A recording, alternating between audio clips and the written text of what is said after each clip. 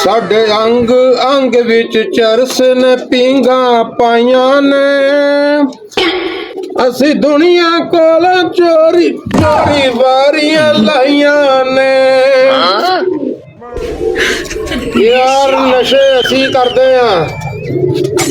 ਤੇ ਪਤਾ ਨਹੀਂ ਯਾਰ ਕਿਹੜਾ ਮੇਰਾ ਸਾਲਾ ਜਿਹੜਾ 에ਅਰਪੋਰਟ ਵੇਚਣ ਲੱਗਾ ਵਾ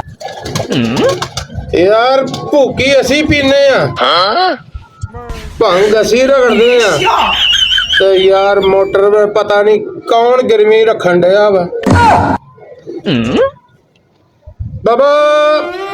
ਕਾਲੀ ਚਿੱਟੀ ਆਈਸ ਇਹ ਸਾਰਾ ਕੁਛ ਨਸ਼ਾ ਹੀ ਅਸੀਂ ਆ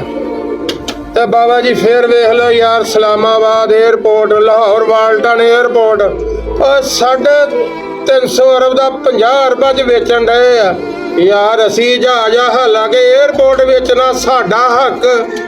ਆ ਸਾਡਾ ਹੱਕ ਇੱਥੇ ਰੱਖ ਅਸੀਂ ਕਿੱਥੇ ਮਾਣ ਕਰਨਾ ਵਾ